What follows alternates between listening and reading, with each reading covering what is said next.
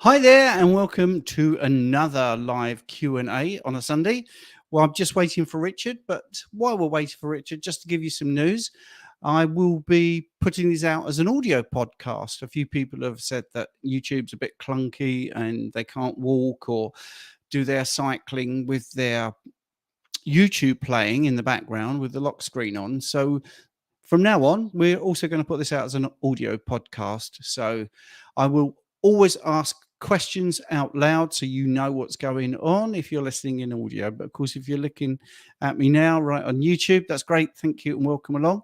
I can't see Richard at the moment. He did say he would join me from his cycle. Which is interesting, as we were just saying about cycling. Got a couple of cyclists who have complained that YouTube is just rubbish for the podcast, which I know as well, something I've experienced. Unless you upgrade to their premium service, in which case you can play a video in the background while the lock screen's on. Anyway, so that's it. So enough of that. I don't have any questions come up, and I don't see any Richard, so I'm just going to check my phone to see if he's coming on, and hopefully he will. I don't think I can see him at the moment, so I'll just message and say, are you there? So if you have questions, I will field them. If not, I'll just want to go into the news from the carnivore world this week, I should say.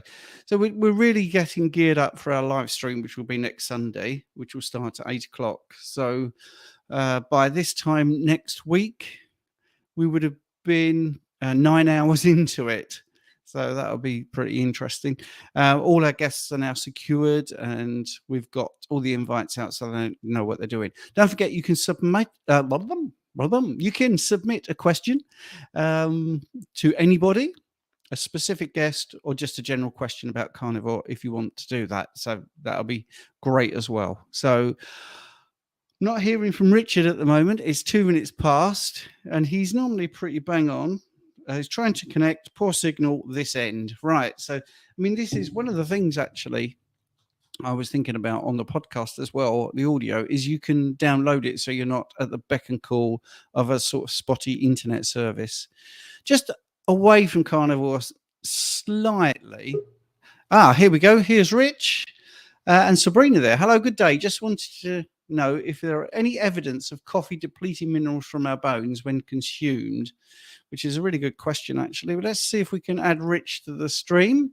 There he is. Looking very. Can you hear us, Richard? Yes.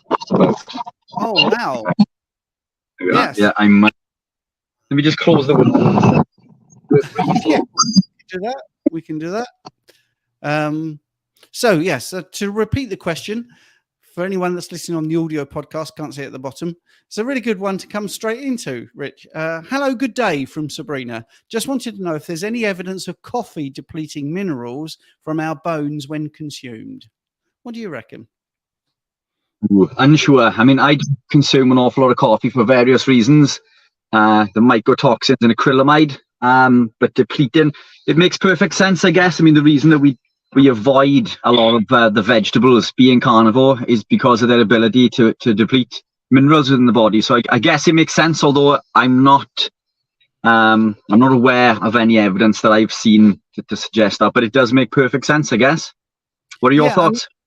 Well, exactly the same. I mean, plants they're not nasty. Plants are just trying to survive. So you take oxalic acid, that's in a plant because it needs to suck up calcium to make the plant grow.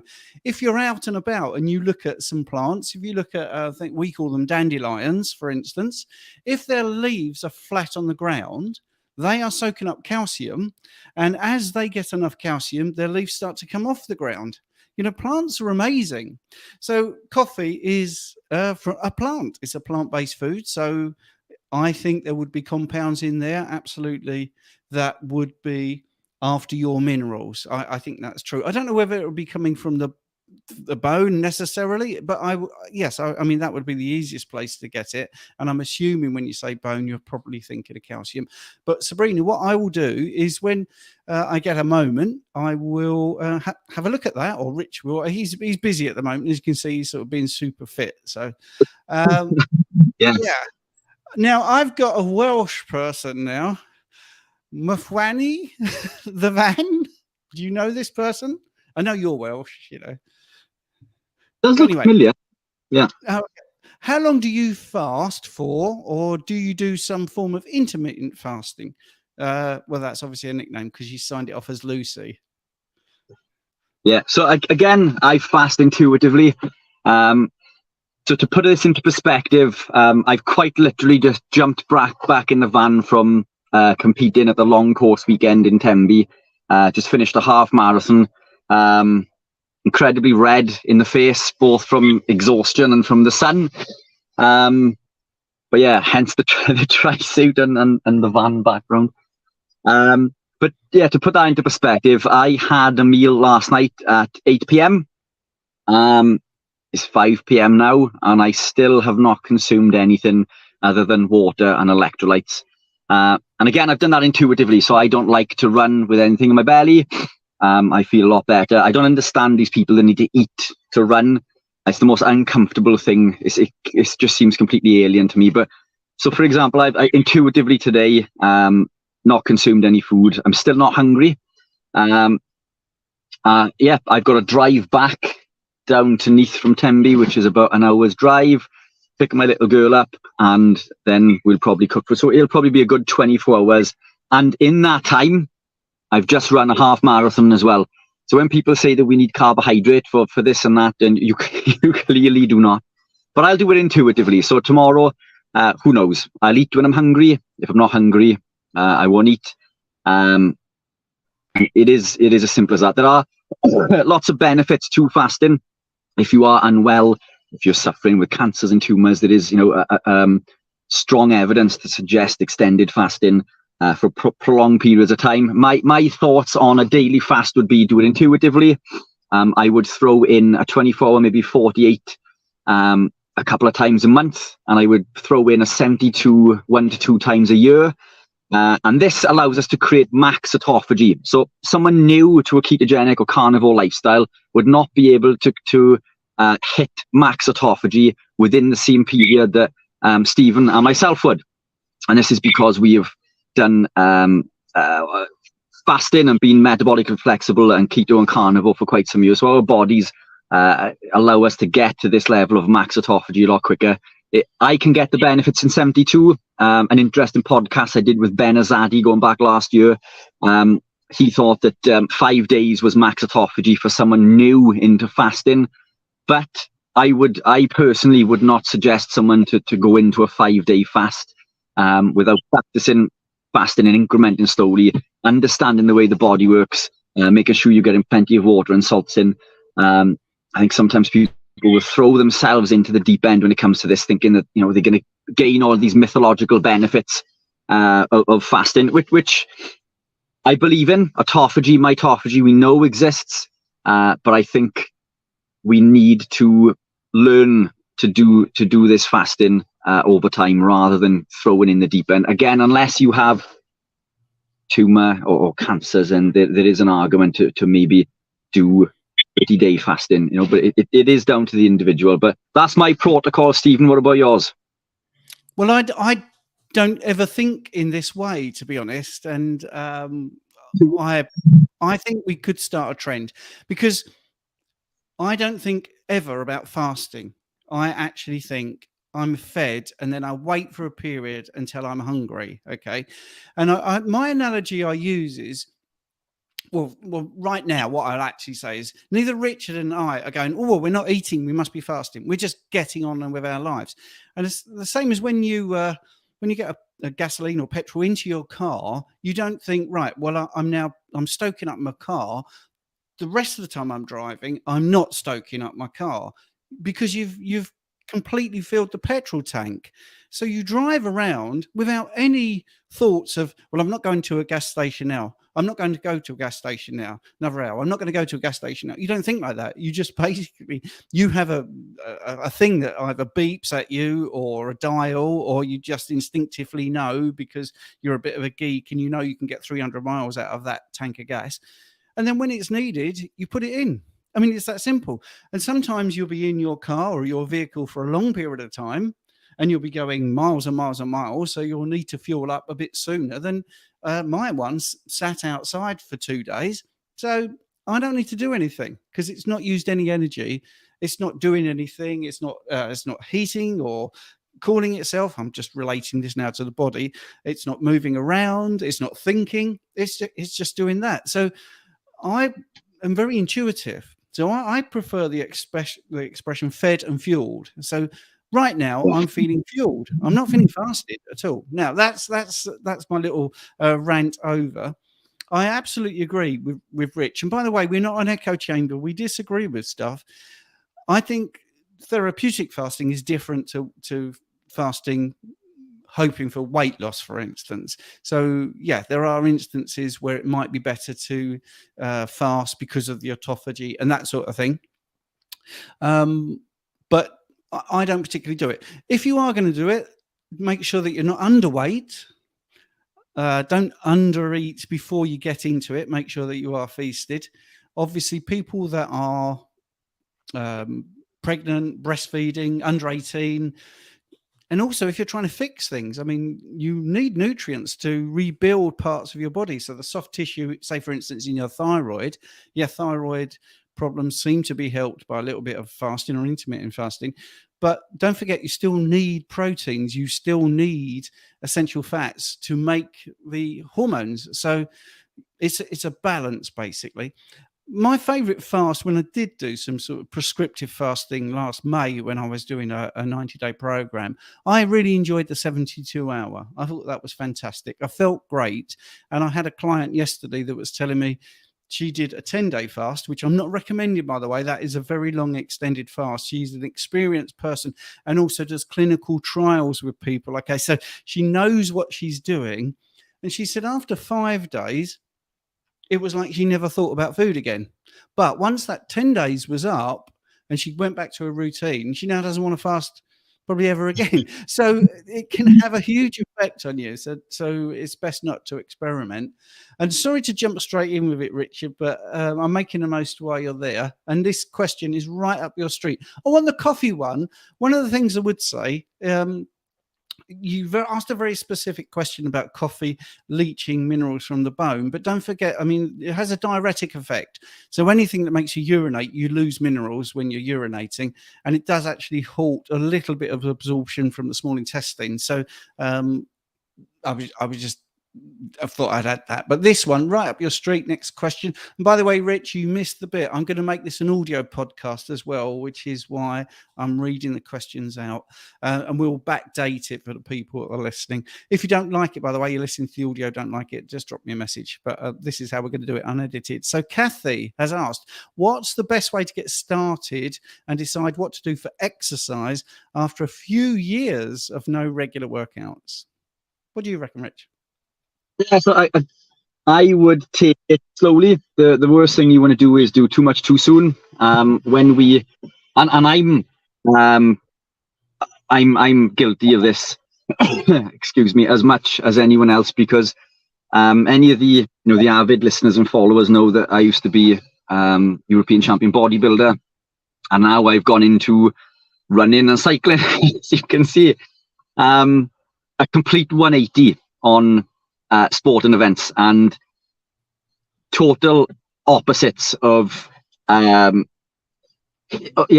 systems, of strength and power. The complete opposite. Now, when I began running and cycling, I was absolutely awful, and I'm not saying I'm any good by any means now, but I went running with my wife, and we ran 1.5K, and I had to stop. And even though I've never done cardio, I've always regarded myself as being fit and healthy. And I thought I could run considerably further than 1.5K, but I couldn't. So the next time we went out, the same thing happened. So what I did then, I signed my daughter, my 8-year-old daughter, up to a park run, a junior park run on the Sunday, because this is 2K. So I knew that I had to complete this 2K park run. So this was the furthest that I'd ever run before. And I did it. Just about, but I was in worse shape than the kids that were running, which was noticed by the marshals attending, unfortunately. But I went on from that. 3 weeks later, believe it or not, I achieved a 19:33 5K. which for any of the runners that are listening is fairly reasonable. I've completely smashed through that again now, but this was in 3 weeks of running. Now, most people who are new to running, I mean, this isn't achievable for many years. But because of the massive hockey stick sort of effect on my training, every time I went running, I was getting better and better and better. And I started cycling at the same time. And then I was out for months and months and months with injuries because I did too much too soon. Everybody said to me, increment the mileage 10% and don't run further than 10%. And I went from running 5K to 10 to trying to go beyond 10. And I injured, and then I started up in the training on the bike, and then I was finding that I was injuring on the bike. So the worst thing you can do is too much too soon. So decide on something that excites you, something that you want to get into. Now, weight training always gets a bad rap, but weight training is incredibly good for you moving forward. Incredibly healthy for everybody. It increases insulin resistance. It allows us to grow muscle, and I'm not talking about beefcakes in the gym with building muscle. We all need muscle to perform actions in our daily lives. But lots of benefits to lifting weights. Resistance training. So you can do this with bands, you can do it with small dumbbells, you can do it with body weight exercises in the house. And that's probably the easiest place to start, with bands and body weight exercises. If you want to venture further out, you can venture into the gym. I used to suffer severely with anxiety quite early on, so I didn't venture into the gym till many years after I began training. And throw some cardio in if you want. You don't have to. You can go for a walk, you can go for a short run, but increment things slowly, because the first time that you perform any exercise, the next day you are going to be in pain. Don't let that put you off. It's perfectly normal. So allow your body to recover, and then when you feel that you've recovered, then perform that exercise or a different exercise again. But whatever you decide to do, increment it slowly. Do not overdo it too soon. You're not in a race with anybody else. The only person that you're in competition with is that person in the mirror.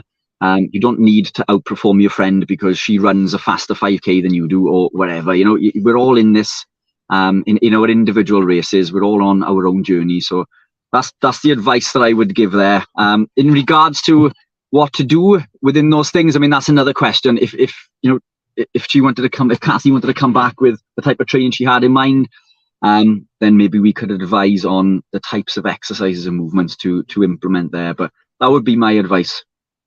Yeah, that's great. My two penneth is, it depends what you want to do when it comes to exercise. If you want to run very fast, then maybe you do some fast running. And if you want to run a long way, over sort of 2 miles to 26 miles, then that's what you run. You run a long distance. If you want to be a soccer player, then you go and play soccer, football.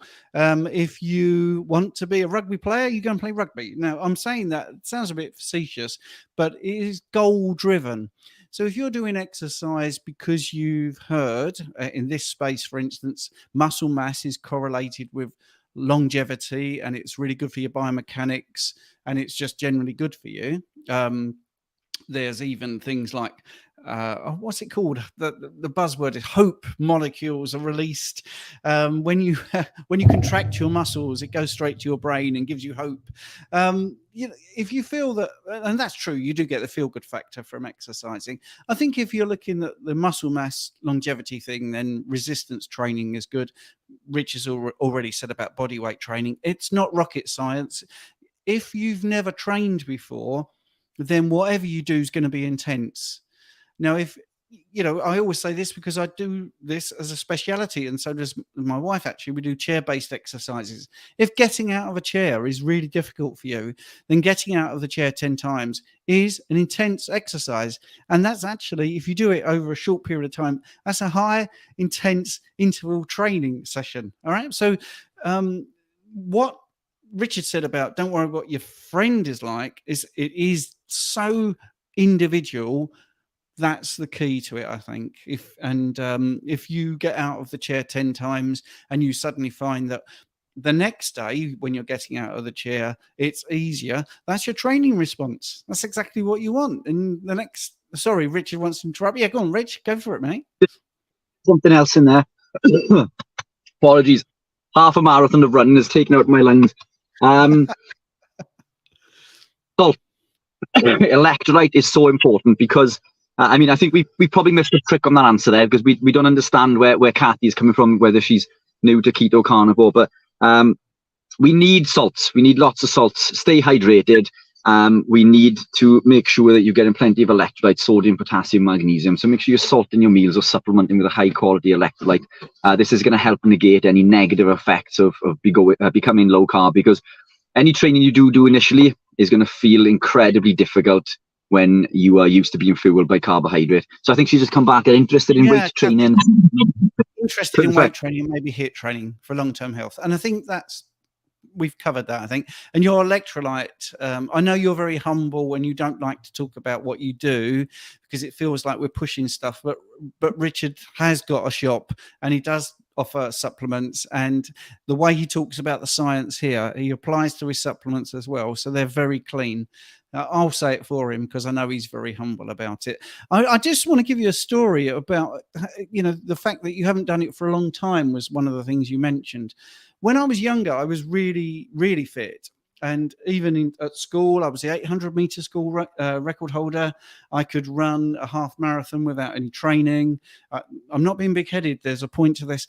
Then I went into soccer. I managed to get sort of trials at a semi-professional soccer club.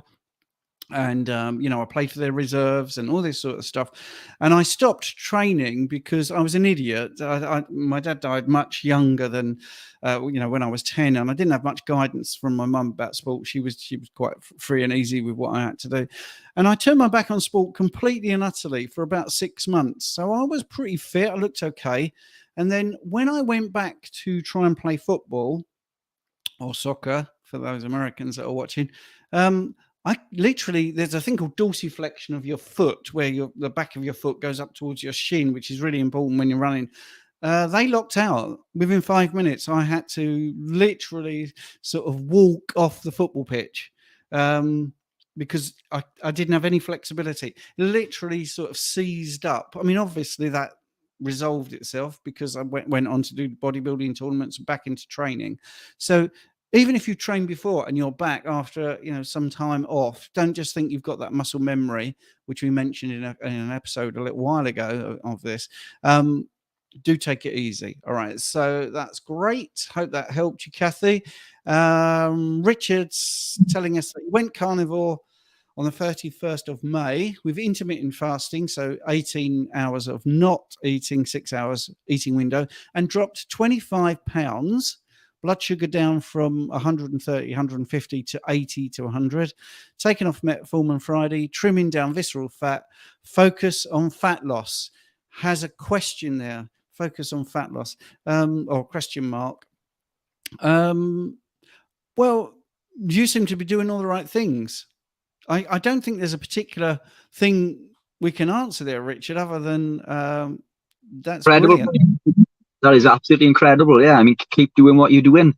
I think there's always levers depending on goals as well, isn't it? And look, coming back, this is connected to this, but coming back to the last question with Kathy, I mean, what she does now isn't going to be what she's doing in 6 months or 12 months time, because she can come back on and ask another question and explain that I am now 6 months into it, I'm doing this training, and then we can apply specifics in regards to timings of nutrition in order to activate mTOR to increase muscle protein synthesis. But where we are now, is my point, isn't where we're going to be in 6 months, and different rules apply. There's other levers that we can pull, but certainly what Richard there is doing is he's just put something back in, I think, is he? Well, yes.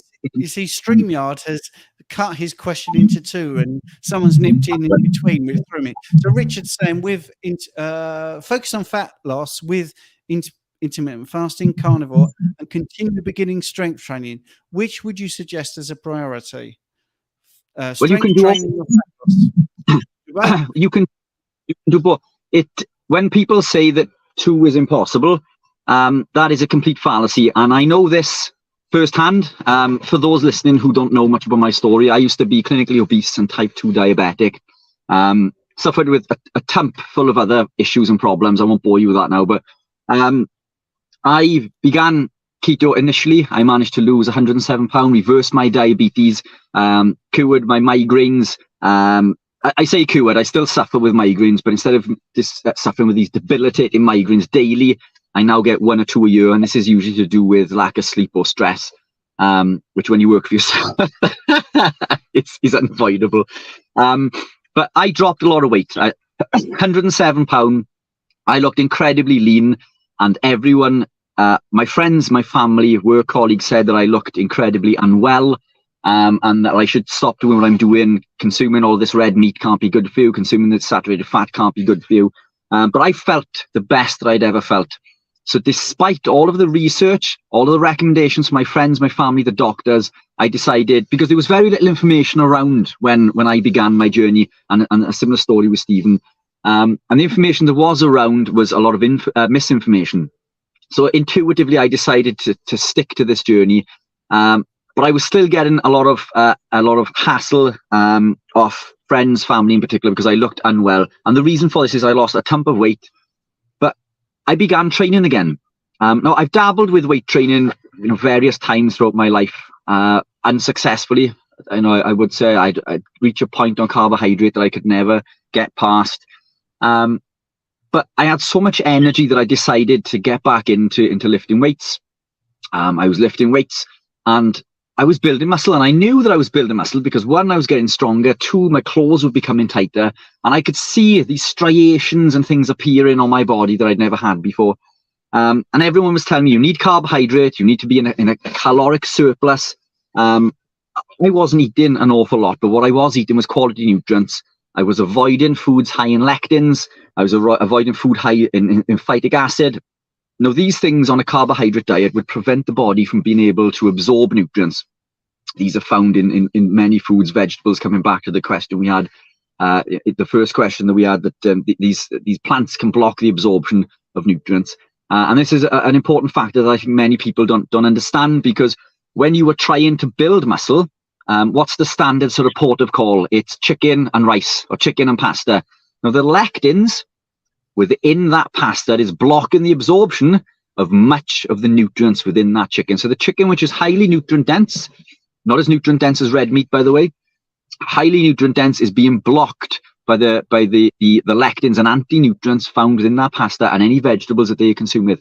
Now, I had taken these completely out of my diet. Now my body was building muscle at an incredible rate. Now, to put this into perspective, this may not sound like an awful lot, because the figures you hear spouted on the internet of 20, 30K of lean mass in a month is utter rubbish. Even with supplementation, of performance enhancing drugs, that is absolutely impossible. It's easy to gain that weight, but lean muscle can only be gained at a rate of around 0.8 pounds per month. So somebody who is supplementing with performance enhancing drugs would gain a maximum of 10 pounds of lean muscle mass within a year. And Ronnie Coleman, in an interview, stated that towards the end of his career, he was lucky to gain 4, 5, 6 pounds of lean mass. And this is someone who was openly supplementing.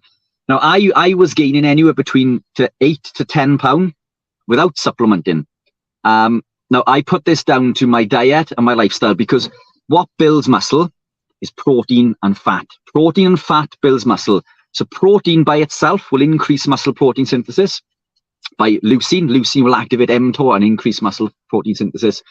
The carbohydrates, the effect that has on insulin does not further augment an increase in muscle protein synthesis at all. That is a complete fallacy. What it will do is pull water into the muscle and give the illusion that you are bigger, because it'll pull in glycogen. Now, for every 1 gram of glycogen, you're going to store an additional 2 to 3 grams of water. So you will have the impression that you're bigger, but the dry protein has not gained any weight. But the protein is all we need, but to further enhance is protein and fat. And this is a carnivore lifestyle. Everything that we eat is protein and fat, and we are totally avoiding any of these anti-nutrients. So what I found during this time is that I give myself a goal to compete as an amateur in men's physique bodybuilding. I trained for a year.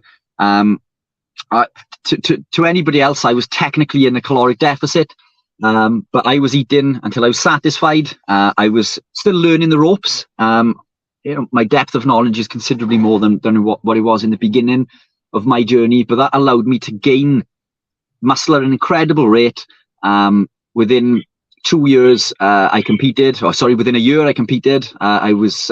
Which I came second in. I went on year 2 or 3, I believe, to become professional.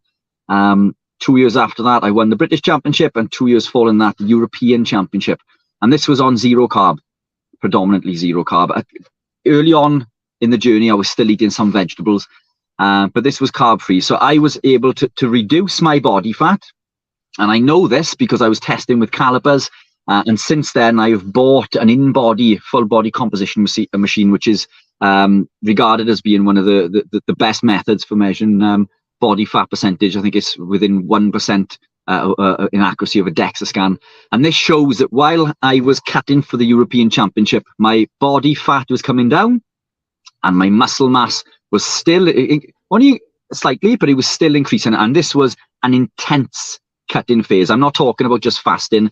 I was on an intense cutting phase, which I would not recommend to anybody unless they want to compete professionally, or for fun for that matter. But you push your body to a state that isn't healthy. But I was still building that lean mass all the way down throughout this cut, which goes against everything that we are told. So you can do both. Now, to prioritize, you can prioritize building. And to do this, you need to make sure you're consuming enough protein either way.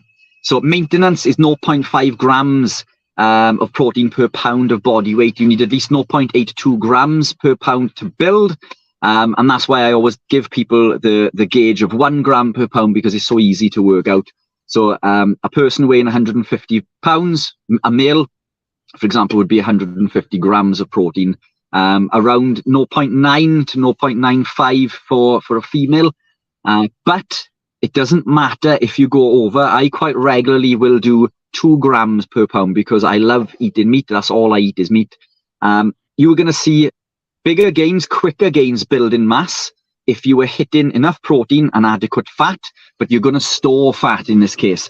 So it depends on what the priorities are. If you want to gain that mass, then you need to be eating in excess in regards to fats and proteins, but you can lose the fat and build muscle, but the muscle gains are just going to be at a slower rate. But for me, that is better. That is more important, and I'll tell you why. It's because when we lose body fat, we lose it from everywhere. But when it starts to come off the midsection, it gives the impression that we are in fact bigger. So key to me winning on stage was being so lean that I actually looked considerably bigger than I actually am, because I'm not very big. But I would be competing against people over 6 foot. I'm 5'9". I would look physically bigger because I would make sure that my delts were wider, my lats were wider, and my waist was narrower. So my body composition made me look bigger. So by losing that fat, the abs are going to come through, your muscle striations are going to come through, your veins are going to be popping. You're going to look bigger. Just buy a tighter top. That's the tip of the day. Just buy, as you can see. But this is a tri-suit. It's meant to be tight. Just buy. Just buy a tighter t-shirt. But it's goal dependent. But you can do both. You can do both. Yes, and I would say that's exactly my story. And I wasn't even looking to compete in a show. I mean, I clearly did my body composition from my machine, which measures my body composition, and I put that publicly out there, and also did photographs so people could see that I was eating plenty of food, I was gaining plenty of muscle and losing body fat. So all the myths about you can't do both is certainly not true. The fat, by the way, might surprise you. The fat is important when you're trying to do this sort of thing.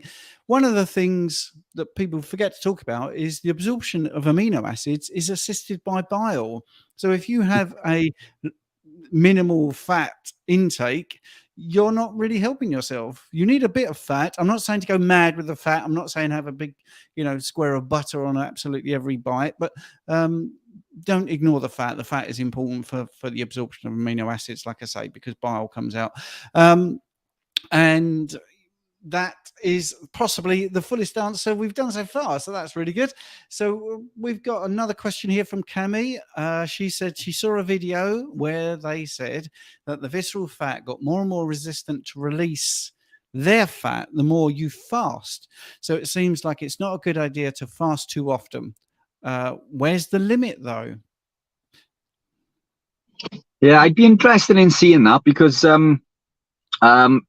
on this body composition machine that we have in the store, one of the parameters it measures is visceral fat. Mine is 1, by the way, which is the lowest you can get. Many of the clients and customers that come in to see me, we'll put them on a program. They'll measure the visceral fat. Most of these will practice fasting, and everybody's visceral fat comes down. So, I mean, to what, there's so many variables involved with this. You know, how big was the person prior to testing? How much fat did they have? Because in my experience, anybody that is insulin resistant, the second you begin fasting, you begin to drop this visceral fat. But, you know, coming back to the comment we made earlier, you know, we don't want to neglect the nutrients. You know, this is a healing lifestyle. Many will begin for the fat loss, the weight loss, and that seems to be the bait that catches the fish. But this is a healing lifestyle. You can feed your body. This is our fuel, and you can go an incredibly long time. To put this into perspective, two athletes, around 6% body fat. The carb athlete will carry around 10,000 kilojoules of energy stored as glycogen. A ketogenic athlete of the same body fat percentage will carry 150, so 15 times. So even if you are incredibly lean, visceral fat shouldn't be a problem anyway, but if you're incredibly lean, then you carry 150,000 kilojoules of energy in stored body fat. So we can fast for an incredibly long time. I'm not familiar with people becoming insulin resistant through fasting. I'd love to see that research. Cami,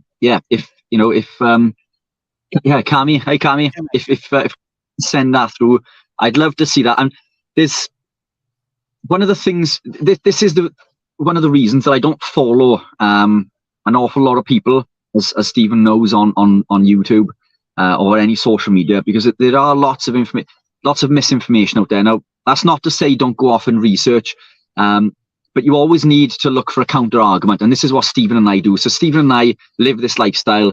You know, we scream it from the rooftops, but we are constantly looking for the other side of the argument. Always double checking, if you like, to make sure that the information that we're giving out is correct.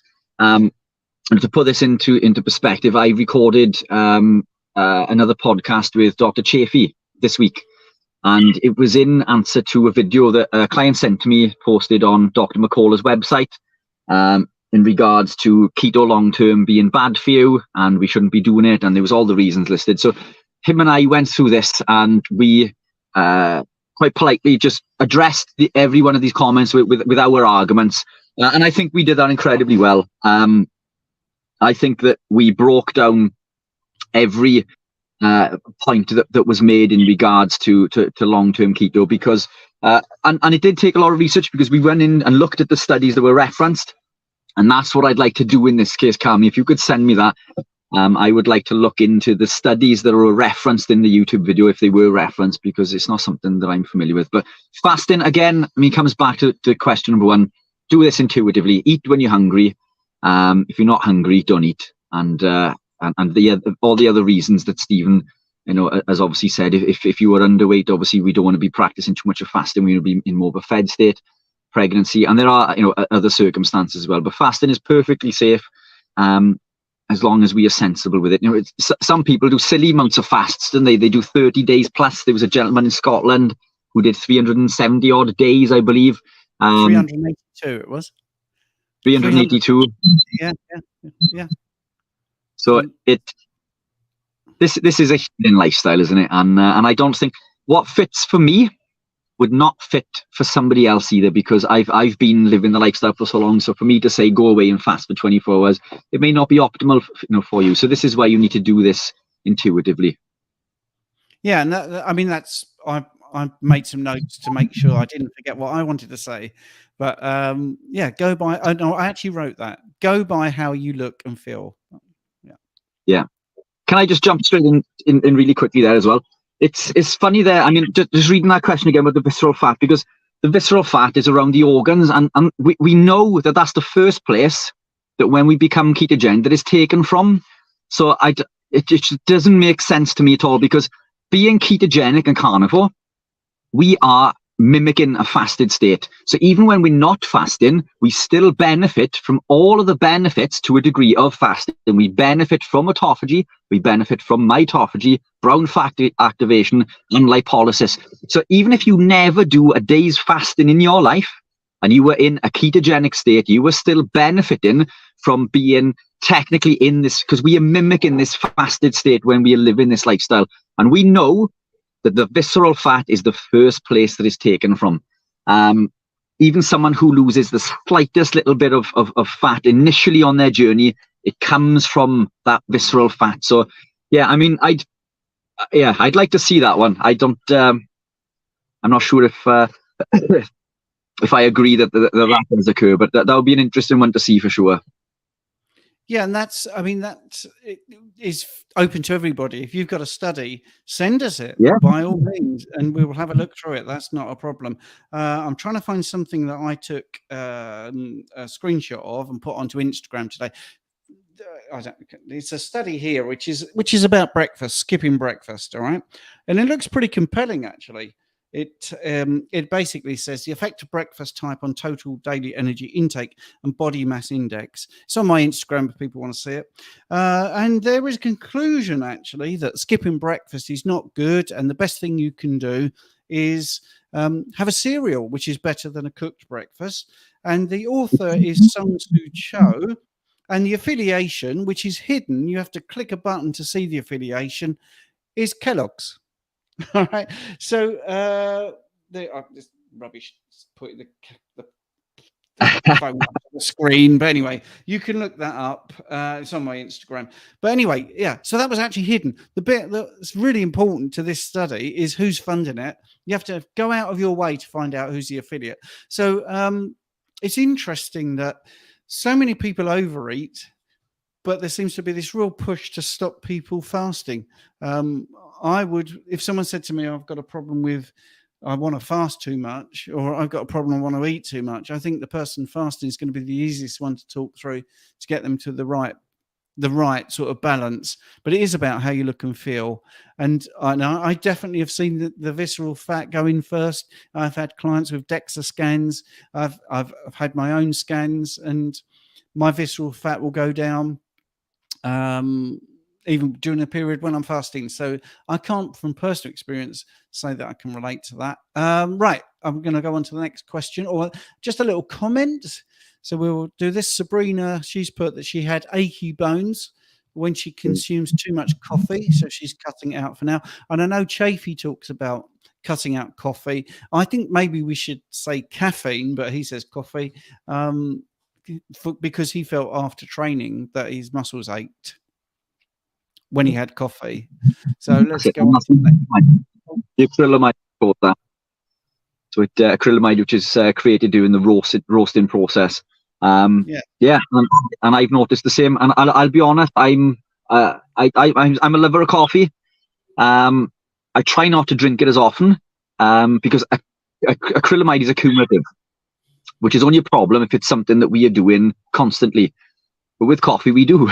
We wake up in the morning, we have a coffee. We have a coffee for an hour later when we have a snack or whatever it is. And when I used to work for an engineering company, my goodness, I probably drank about 10 cups a day. So this is indeed accumulative.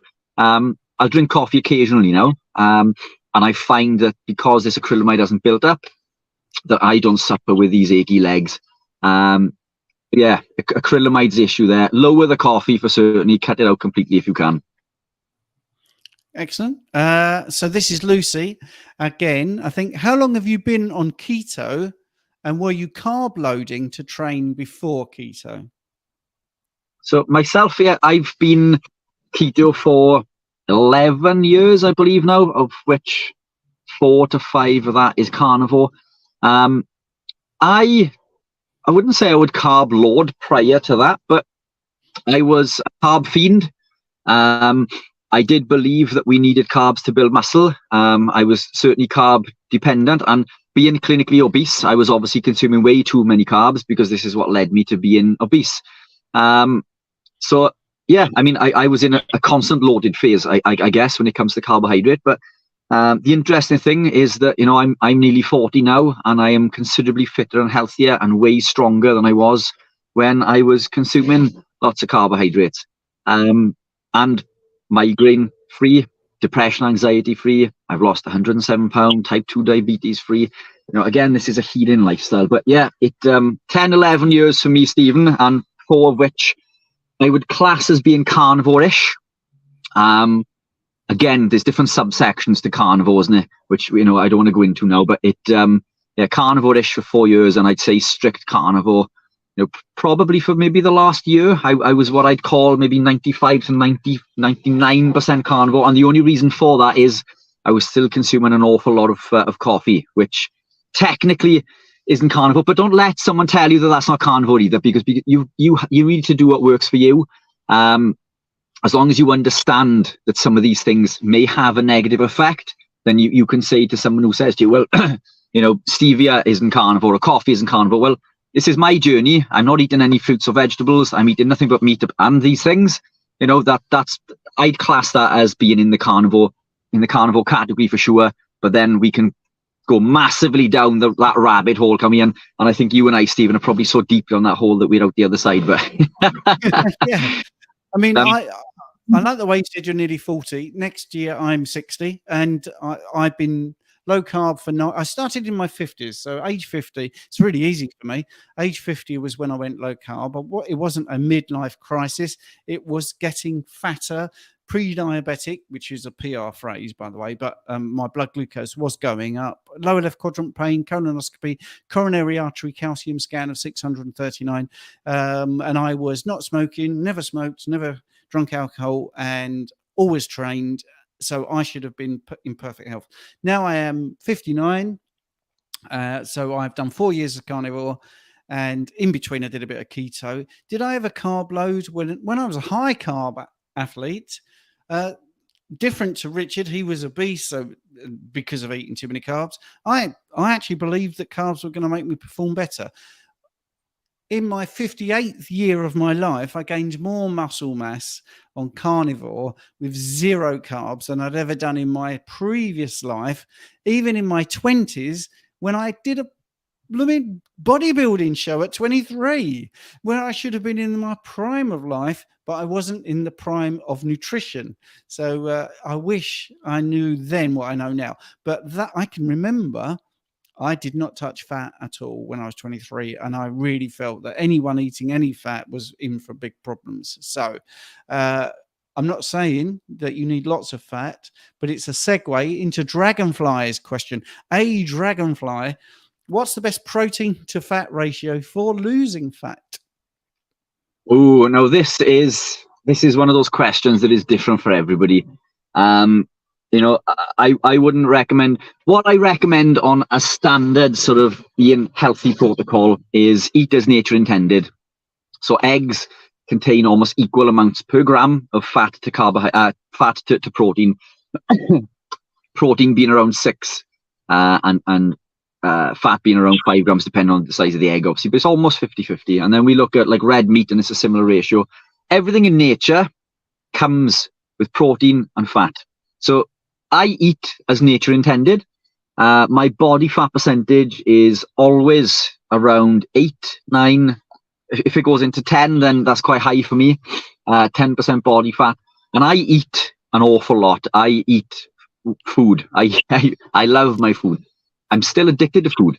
So food addiction is a real thing, but I'm now addicted to a nice juicy steak with chunks of fat. But I eat as nature intended. Now, that said, if I want to improve my body composition, then I will actively lower the amount of diet. So from where I am now, and to put this into perspective, I've done this half marathon today. I wanted to be considerably lighter. Now, this is how quick doing this will work. And I'm not saying to do this for everyone. I'm not saying that it's healthy, but we also need to remember that we are fat burners, okay? So I sit around on an average day, maybe, and this is incredibly light because I've lost 3 stone from my bodybuilding days. I've gone into the running and cycling, but 77 kilograms is where I usually sit.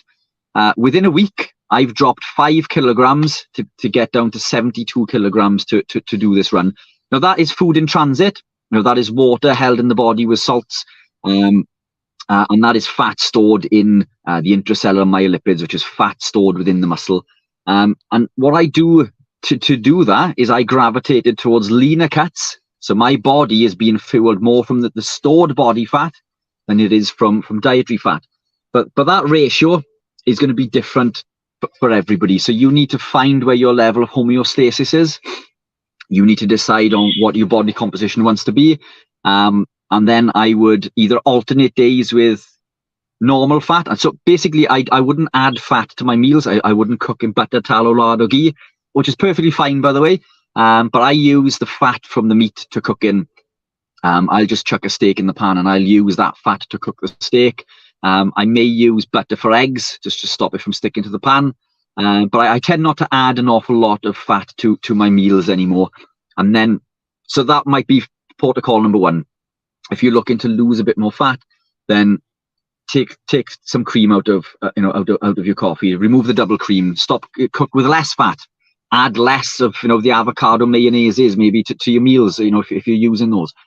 Cook in less avocado oil. Whatever it is, lower the added fat that you're putting in, and then gravitate towards maybe leaner cuts a couple of times of the week.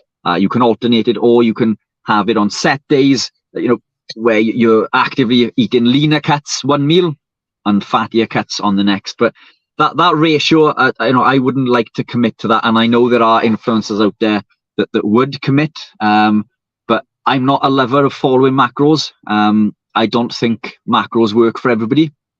And the reason for that is that we're all different and our metabolic rate is different for everybody. And to put this into perspective, I could be a person who's here tapping and doing this with my hand, and you can't see me now, but I'm bouncing my leg. I could be one of these persons who's just constantly moving while I'm sitting down and speaking. And you could have another person who's perfectly comfortable just sitting like this and speaking. Now, I'm going to burn more energy, and I use the term energy over calories because it's not the calories that govern whether we gain or lose weight. Energy needs to be accounted for, but the caloric model is highly flawed for a number of reasons, which I won't go into today, but this is something we can touch base on in the future, or check out previous YouTube videos and stuff. But it's energy that needs to be accounted for. So if I'm more active, I'm going to burn more of my dietary fat. So that's why I don't like to commit to specific ratios, but that's what I would suggest to do. Find where you are, your level of homeostasis, and then implement that down slowly. That's a brilliant answer, Rich. Really full. I'm just going to add a couple of bits, which just back up what you're saying, but in possibly a different way.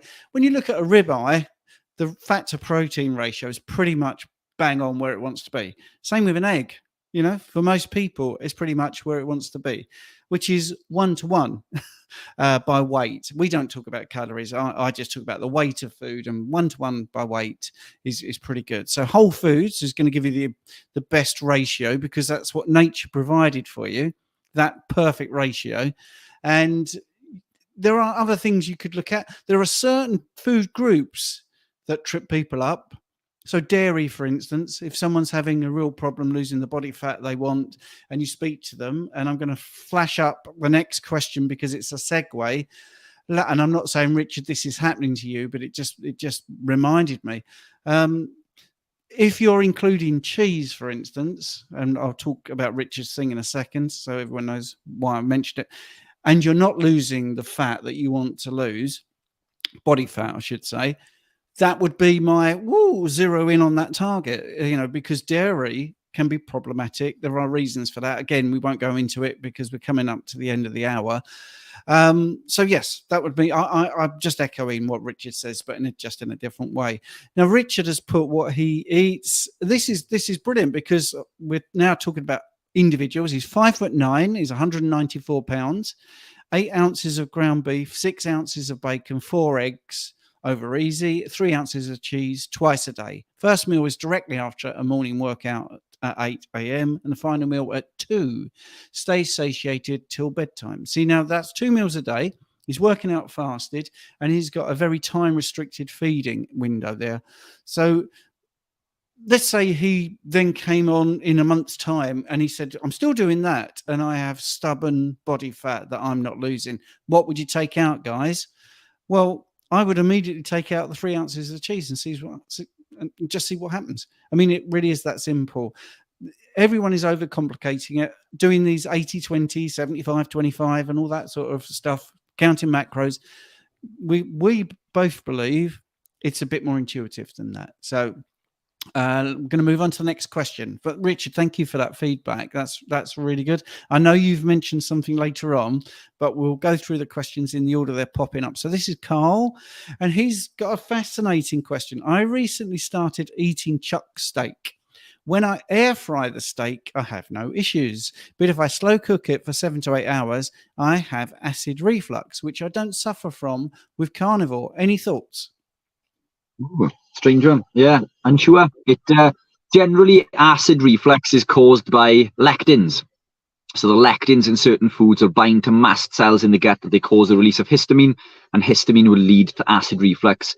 Yeah, I mean, could be the rendered fat, you see, because in the air fryer it's so quick, it's heating up the muscle meat. It's not really, if you look at it when it comes out, there will be fat oozing out of a 7-hour chuck steak, but if you air fry it, it won't be. So I think it could just be as simple as that. It could possibly, and it makes perfect sense actually, because we know that the longer we cook meats, you know, the less or the more damage that we cause to that meat. I don't use slow cookers very often. I tend to just pan fry a lot of the stuff. One, because I'm lazy. But it's so much easier to chuck stuff in a pan.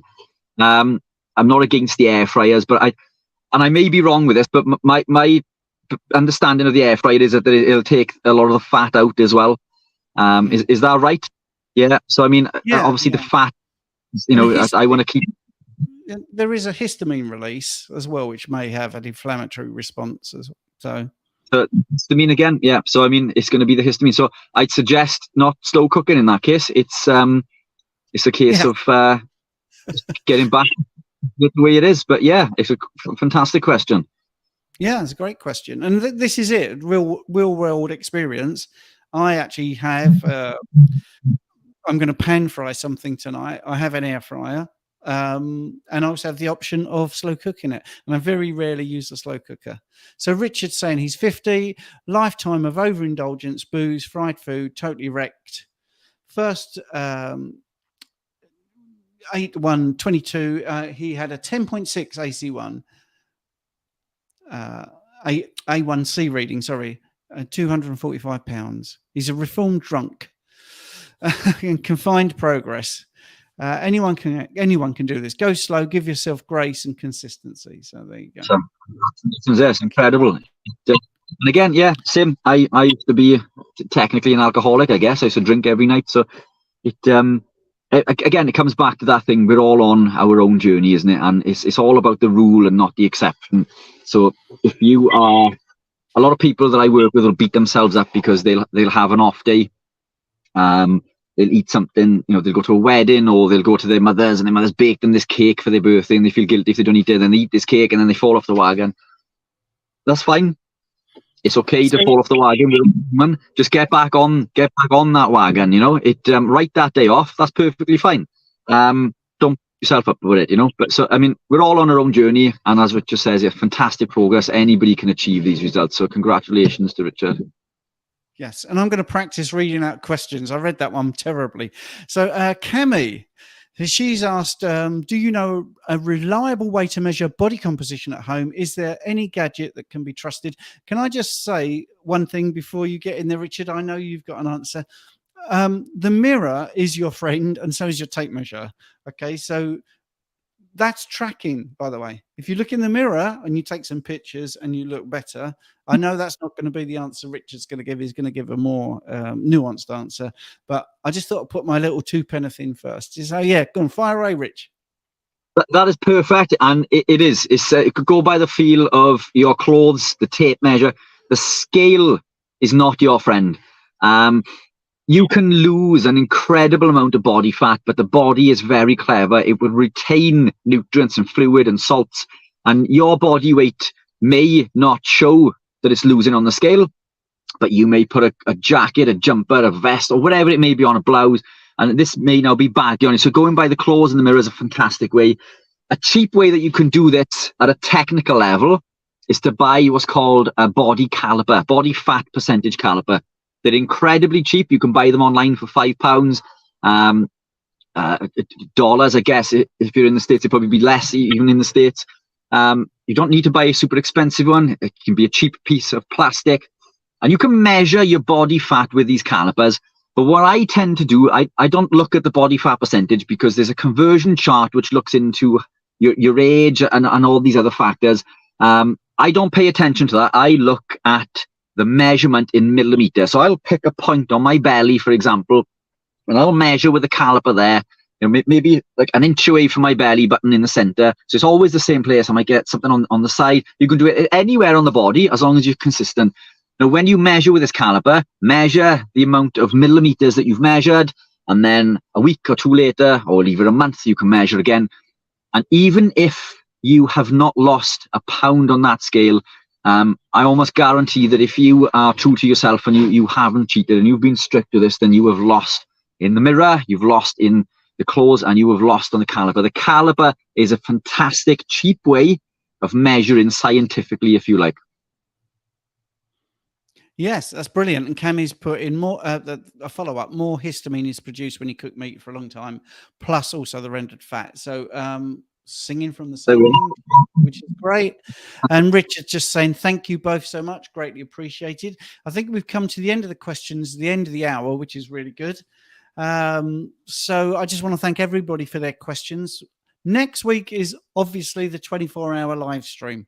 So if you tune in at 5, you will see that we have been doing this for quite a long time, for 11 hours. No, not 11 hours. What am I talking about?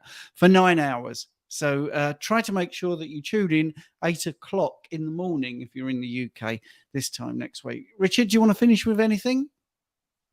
No, I think I'd seen James ping a message up there a little while ago. Just to get James. Oh, no, let me just do this. Loving the kit, Rich. That's it. So James, he was my running buddy today. He runs with me with the Fed trainers, and I wouldn't have finished in the time that I did today if it wasn't for him. So a massive shout out to him. I think we work well together with running, but he pulled me along when, to be honest, I just wanted to stop. So big shout out to James. But yeah, awesome kit. Great. Okay, well, we'll end the broadcast. And like I say, if you're listening on the audio podcast, hope you enjoyed it. And I will get better at reading the questions. Yes, thank you, guys.